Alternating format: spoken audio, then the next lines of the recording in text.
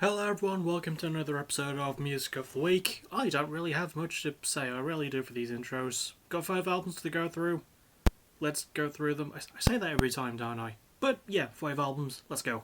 First we go to Bergen Hordaland, Norway, I hope I'm saying Hordaland right, for Blood Command and their 4th album, Praise Armageddonism. Now, this is the first album I've heard by them, and it's their first in 5 years. However, it wasn't initially supposed to take this long. They wanted to get this done back in 2020, but they couldn't because the pandemic happened, and also their former lead singer had to leave the band due to becoming pregnant.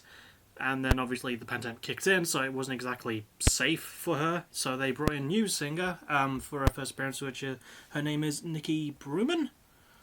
And I think they have members from the UK. I could be slightly wrong about that. However, really enjoyed this for my first Blood Command album. A very unique style of heavier leaning pop punk with a lot of hardcore influence. I'm giving this one a B+.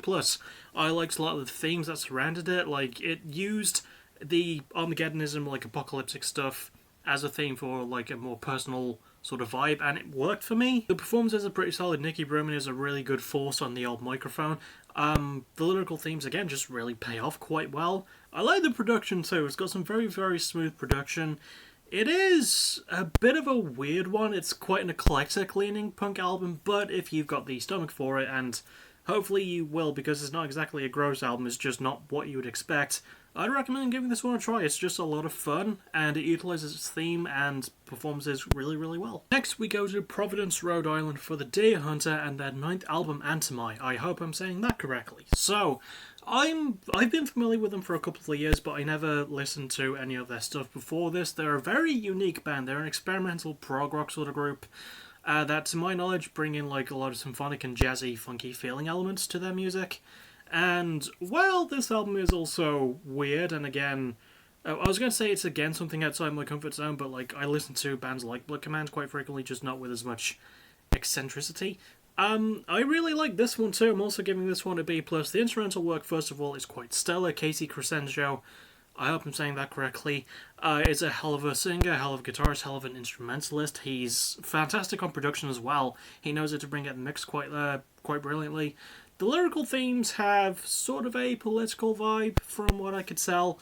There's also a weirdness with how the songs are placed, because there's 8 songs, but they're listed as ring number, then the song title, I guess you could call it, but it's in reverse order. So track 1 is ring 8, track 2 is ring 7. I like that though. It's sort of an expectation subversion, and it was deliberate. And it's also, much like Blood Command's album, just a whole lot of fun, and just something to just sit and vibe to. I like the jazzy feel to it, the horns are quite nice. The performances are solid as well. Casey himself is a very captivating and charismatic frontman. And again, it's something outside of my sort of style, but if you're a Deer Hunter fan, you'll probably like this album. I would like to go over their back catalogue at some point. This was a lot of fun for me. Next we cover not a band, but a singer. Mothka with her second full album, Nocturnal. So, I quite like Mothka. I covered her last album, Blue Era, and that was one of my favourites of 2020. Very high chance that Nocturnal will be one of my favourites of 2022. Giving this one the only A grade, the only A-related grade, and it's an A. Really enjoy this one. Her central performance is still absolutely fantastic. I love a lot of the lyrical themes she talks about. They feel very personal. Her dealings with addiction and abuse and partying, and she's come so far, and she's gone through so much, and honestly, anytime I listen to her music, I just want to give her a hug and tell her things are okay. But yeah, she's a phenomenal singer, phenomenal lyricist. The production is good too. The album does suffer a little bit though from having a total of 17 listed songs, but a couple of those are just like narration points about like the album central theme of nighttime and nocturnalism. Is nocturnalism a word? Let's say it is, just for the sake of this. And yeah, it's quite an interesting sort of spin, and it's not something I expected Mothka of all people to do, but it's not a complete deal breaker, and it's something I'll cover on the last album of this video. But yeah, go and find this one, listen to it. Really good production and really good everything. Next, we go to Richmond, Virginia for Municipal Waste, and their 7th album, Electrified Brain. Now, these are a band I've known about for roughly a decade. However, this is my first album by them, and I quite enjoyed it. It's Sort of what most crossover thrash sounds like to me. I'm giving it a B. Like, while it does sound a lot. Okay, I will be honest. A lot of the album repeats itself, right? But it's still very fun, and a lot of the themes around partying and mutants and alcohol. They're all weird band, right? Municipal Waste are definitely a band with a shtick, but it's a very fun shtick, and I wasn't bored. You know, I quite liked a lot of the album, hence why I gave it the B. And in case I didn't, I'll edit it in now. So there you go. But yeah, really fun album. The band just sound like they're enjoying themselves. Ryan Weiss is still a really great guitarist. I say still a really great guitarist. This is my first Municipal Waste album in full. The first time I've ever heard any of their songs. It is something that drags a little bit. Like, it's got too many songs for a very short album. But, you know, it's fun. That's the highest praise I can offer. It's just a lot of fun. It's really stupid. And it's really great.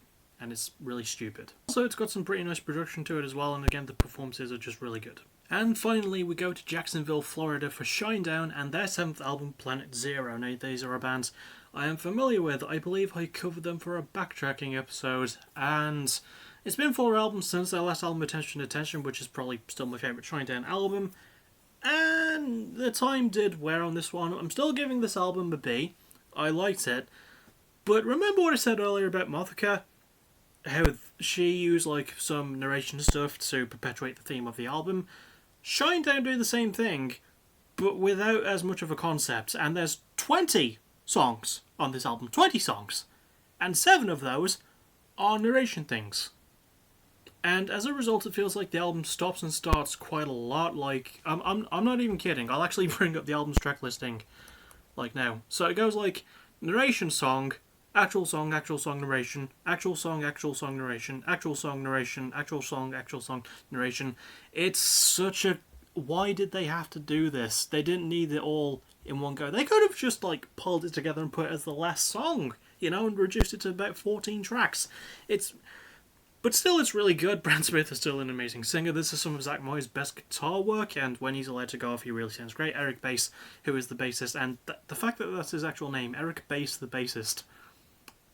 is a really good producer. He brings out quite a lot of the mix too. Just like, why does it have so many narration things when you could have just piled it into one? It didn't need this much. It's so jarring. But besides that, the album is pretty great, honestly. Hence the B grade. So, yeah, it's not as good as Attention Detention was, and it does take the piss with its narration.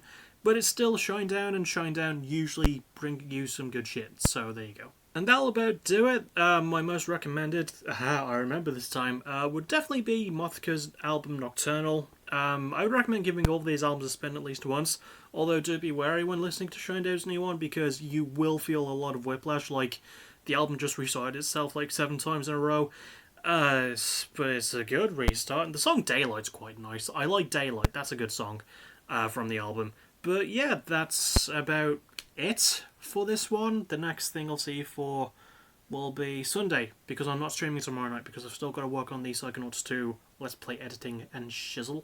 So yeah, Sunday for Music of the Week? No, for a Fight the Night review, if there's one to talk about. And then Monday for the final ever part of the final season of Backtracking. And yeah, that'll about do it as always. Thank you for watching. You're awesome. Bye-bye.